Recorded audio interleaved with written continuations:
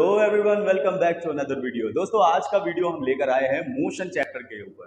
Class 9 का motion chapter किस तरह से हम कवर करेंगे। तो दोस्तों चलते हैं हम अपने टॉपिक की ओर। तो जो टॉपिक है दोस्तों, वो हमारा फर्स्ट टॉपिक है, व्हाट इज अ मोशन। दोस्तों, मोशन क्या होता है? मोशन की अगर बात की जाए तो state of rest and state of motion, दो टाइप्स की बॉडी की स्टेट होती है। जैसे पहली स्टेट अगर आप देखोगे, स्टेट ऑफ रेस्ट क्या होता है? If an object does not change its position with respect to time its surrounding, it is the rest. यानी जब कोई भी ऑब्जेक्ट टाइम के साथ अपनी पोजीशन को चेंज ना करे तो उसे हम क्या कहते हैं? उसे हम कहते हैं ऑब्जेक्ट एट अ रेस्ट। यानी कोई भी ऑब्जेक्ट वो रेस्ट में कहलाएगा। दोस्तों, एग्जांपल की अगर बात करें तो यहाँ पर क्या है, जिससे अगर मान लीजिए कि कोई बुक है वो आपके टेबल के ऊपर रखी हुई है तो वो बुक आपकी रेस्ट में कहलाएगी। इसी तरह से अगर मोशन की बात की जाए तो स्टेट ऑफ मोशन क्या होता है दोस्तों? If an object change its position with respect to time and its surrounding, it is in motion.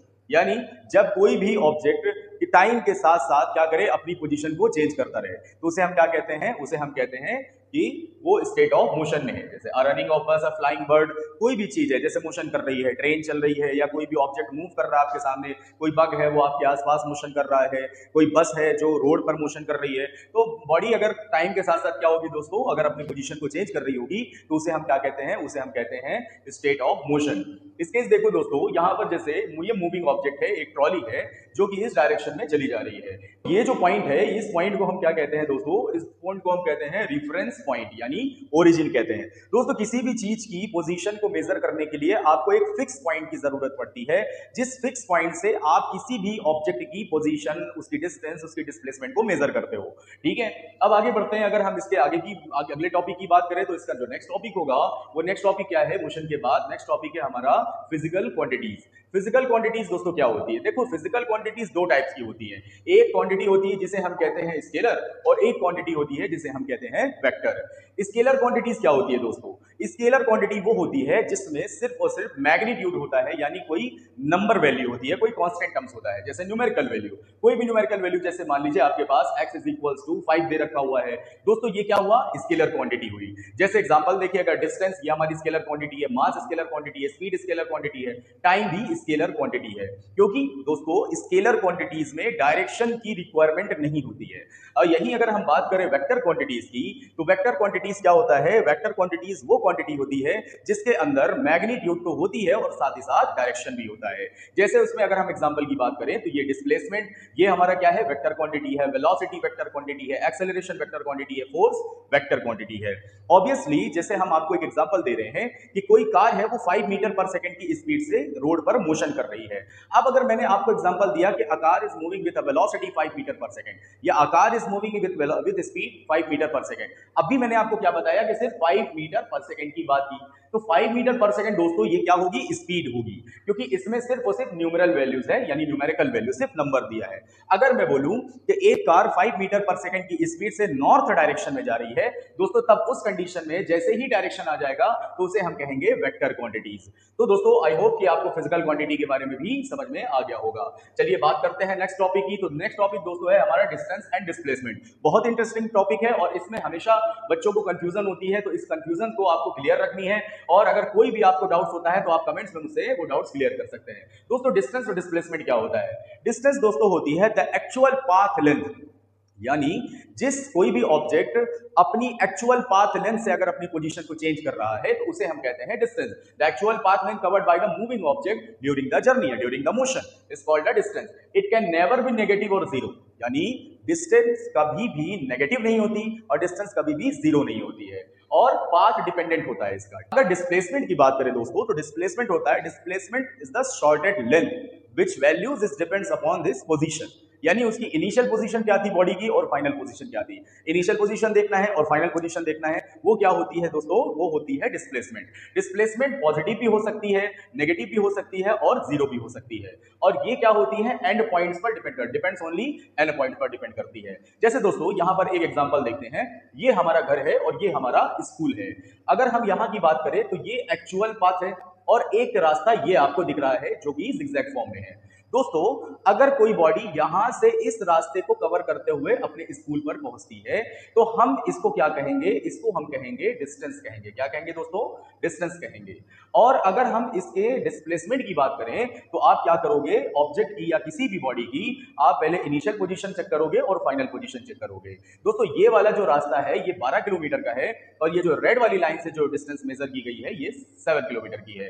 तो अगर हम इस रास्ते से कवर कर रहे हैं अपने घर से स्कूल तक की डिस्टेंस तो इस डिस्टेंस को हम कहेंगे डिस्टेंस। और अगर हम इस रास्ते से कवर कर रहे हैं तो डिस्टेंस ये भी कहलाएगी लेकिन साथ ही साथ ये डिस्प्लेसमेंट भी कहलाएगी।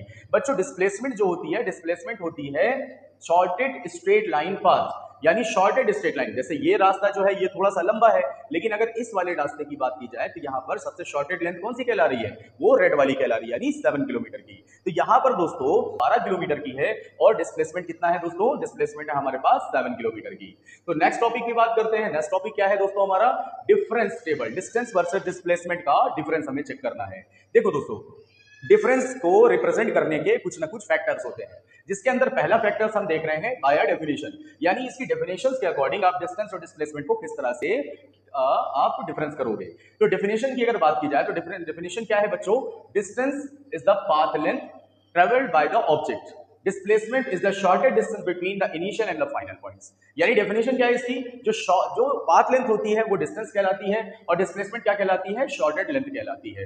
टाइप्स ऑफ क्वांटिटी क्या है दोस्तों, डिस्टेंस स्केलर क्वांटिटी है जबकि डिस्प्लेसमेंट आपकी वेक्टर क्वांटिटी है, यानी इसमें डायरेक्शन नहीं होता और इसमें डायरेक्शन होता है। पाथ डिपेंडेंस क्या है दोस्तों, dependence fully on the path second, यानी डिस्टेंस जो है सिर्फ और सिर्फ पाथ के ऊपर ही डिपेंड करता है, यानी जिस रास्ते का आप चयन किए हो, उसको चूज किए हो किसी अपनी इनिशियल टू फाइनल पोजीशन में जाने के लिए, उस पाथ पर डिपेंड करता है, ये डिस्टेंस कहलाती है। जबकि depends only on and points, displacement क्या है, डिस्प्लेसमेंट सिर्फ और सिर्फ एंडिंग पॉइंट्स पर डिपेंड करती है, यानी आपकी इनिशियल पॉइंट क्या था और आपकी फाइनल पोजीशन क्या है। वैल्यू नेचर क्या है दोस्तों इसकी, वैल्यू नेचर ये है कि डिस्टेंस पॉजिटिव होता है, डिस्टेंस जीरो नहीं होता और डिस्टेंस नेगेटिव नहीं होता, जबकि डिस्प्लेसमेंट पॉजिटिव भी होता है, नेगेटिव भी होता है और जीरो भी होता है। अगर हम इसकी बात करें मेजरमेंट की तो दोस्तों आपके बाइक वगैरह में और आपके कार में, आपकी कोई भी व्हीकल्स में क्या होता है, एक ओडोमीटर लगा होता है। वो ओडोमीटर क्या करता है, डिस्टेंस को मेजर करता है, जबकि डिस्प्लेसमेंट को हम ओडोमीटर से मेजर नहीं कर सकते हैं। तो यहां पर एक एग्जांपल की बात करें, इंपॉर्टेंट केस है, if an athlete runs around a circular track and returns of the starting points, distance is 2 pi r but displacement is 0। दोस्तों इस एग्जांपल को जरा समझने की कोशिश करो। अगर हम बात करें कि कोई एक प्लेयर है वो क्या कर रहा है, एक सर्कुलर पाथ पर क्या कर रहा है, मोशन कर रहा है। अगर वो इस पॉइंट से शुरू कर इसी पॉइंट पर रिटर्न आता है, यहां पर एक सर्कल ये कंप्लीट करता है, तो इस कंडीशन में दोस्तों इसकी डिस्टेंस क्या हो जाएगी, इसकी डिस्टेंस हो जाएगी सरकमफेरेंस ऑफ दी सर्कल। लेकिन अगर हम डिस्प्लेसमेंट की बात करें तो दोस्तों डिस्प्लेसमेंट क्या होगा, इसकी इनिशियल पोजीशन यहां पर थी और उसके बाद जब इसने एक साइकिल कंप्लीट किया तो इसकी फाइनल पोजीशन भी कहां रह गई, वहीं पर रह गई, यानी इसकी इनिशियल और फाइनल पोजीशन दोनों सेम है, इसलिए इसका जो डिस्प्लेसमेंट है वो क्या होता है, जीरो होता है। जैसे मान लीजिए कि आप सुबह 8 बजे से लेकर शाम तक आप अपने स्कूल में थे, आपकी इनिशियल पोजीशन पहले क्या थी, आप अपने घर पे थे और 1 बजे तक आप अपने स्कूल में थे, यानी आपका जो डिस्प्लेसमेंट हुआ वो 8 बजे से लेकर 1 बजे तक, और एग्जैक्ट 1:30 बजे आप अपने घर पहुंच जाते हो। तो उस कंडीशन में आपका 1:30 बजे जो डिस्प्लेसमेंट होगा वो क्या होगा, जीरो होगा, यानी 130 पर आपका डिस्प्लेसमेंट जीरो होगा। और अगर 8 to 1 की बात की जाए तो उस कंडीशन में आपका डिस्प्लेसमेंट कुछ होगा, लेकिन इनिशियल पोजीशन आपकी घर थी और आपकी फाइनल पोजीशन भी घर है। तो दोस्तों नेक्स्ट टॉपिक की बात करते हैं। नेक्स्ट टॉपिक क्या है, स्पीड एंड वेलोसिटी। दोस्तों जिस तरह से डिस्टेंस और डिस्प्लेसमेंट होता है उसी तरह से स्पीड एंड वेलोसिटी होती है। स्पीड जो डिपेंड करती है दोस्तों, स्पीड डिपेंड करती है हमारी डिस्टेंस पर और वेलोसिटी डिपेंड करती है डिस्प्लेसमेंट पर। दोस्तों इसका जो फॉर्मूला आप चेक करोगे तो फॉर्मूला क्या होता है, speed is equal to distance upon time, और यहां पर अगर वेलोसिटी की बात करोगे तो डिस्प्लेसमेंट अपॉन टाइम। दोस्तों यहां पर देखो, यहां पर एक एरो बना हुआ है, ये एरो दोस्तों वेक्टर क्वांटिटी को रिप्रेजेंट करता है, यानी जहां कहीं भी वेक्टर क्वांटिटी आएगी वहां पर आप उसके सिंबल के ऊपर क्या करोगे, एरो का साइन लगा दोगे। दोस्तों ये दोनों सेम चीज ही है, स्पीड अपनी एक क्वांटिटी है, स्पीड में डायरेक्शन को ऐड कर दोगे तो उसी को हम क्या कहते हैं, वेलोसिटी कहते हैं। ये एक स्केलर क्वांटिटी और ये वेक्टर क्वांटिटी। इसकी दोस्तों एसआई यूनिट देखो मीटर पर सेकंड है और इसकी भी एसआई यूनिट कितनी होगी, मीटर पर सेकंड होगी, यानी दोनों की एसआई यूनिट क्या है, सेम है।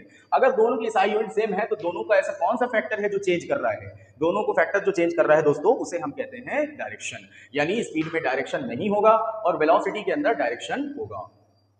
दोस्तों बात करते हैं टाइप्स ऑफ मोशन की। इसमें जो फर्स्ट टाइप आपको देखने को मिल रहा है वो टाइप्स क्या है, uniform motion. When a body covers equal distance in equal intervals of time, यानी जब कोई बॉडी इक्वल टाइम इंटरवल पर इक्वल डिस्टेंस कवर कर रही है तो हम उसे क्या कहते हैं, यूनिफॉर्म मोशन कहते हैं। जैसे दोस्तों मान लो कि आपके पास एक कार है, वो एक कार क्या कर रही है, हर एक सेकंड में 2 मीटर की डिस्टेंस को कवर कर रही है। हर एक सेकंड में जब 2 मीटर की डिस्टेंस को कवर कर रही है दोस्तों, तो उसे हम कहेंगे यूनिफॉर्म मोशन। और दूसरा अगर हम मोशन की बात करें तो दोस्तों वो मोशन है हमारा non uniform motion. Non uniform motion क्या होता है, when a body covers unequal distance in equal intervals of time, यानी जब body her equal interval of time पर डिफरेंट डिफरेंट डिस्टेंस को कवर करे तो उसे हम क्या कहते हैं, यूनिफॉर्म नॉन यूनिफॉर्म मोशन।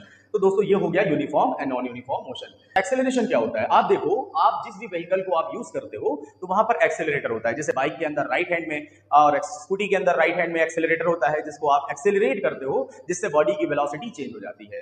तो change in velocity upon change in time, यानी किसी भी बॉडी की वेलोसिटी किसी पर्टिकुलर टाइम पर किसी टाइम के रिस्पेक्ट में कितना चेंज हो रही है, उसी को हम क्या कहते हैं दोस्तों, उसी को हम कहते हैं एक्सेलरेशन कहते हैं। इसके अगर फॉर्मूले की बात करी जाए तो फॉर्मूला होता है change in velocity upon time, और a इसका सिंबल है जिसे हम एक्सेलरेशन रिप्रेजेंट करते हैं। a is equal to change in velocity दोस्तों क्या होता है, final velocity minus initial velocity. Final velocity यहां पर v है, इनिशियल वेलोसिटी u है, divided by time. u initial velocity, v final velocity, time है। और यहां पर अगर इसकी SI यूनिट की बात की जाए तो वो होती है मीटर पर सेकंड स्क्वायर। दोस्तों टाइप्स ऑफ एक्सेलरेशन क्या होता है, टाइप इस तरह से डिस्प्लेसमेंट और वेलोसिटी तीन टाइप्स की होती है, पॉजिटिव, नेगेटिव एंड जीरो। उसी तरह से एक्सेलरेशन भी तीन टाइप्स का होता है, पॉजिटिव और नेगेटिव, ठीक है। और एक्सेलरेशन जीरो भी होता है, जब वेलोसिटी जीरो होगी तो एक्सेलरेशन क्या होगा, जीरो होगा।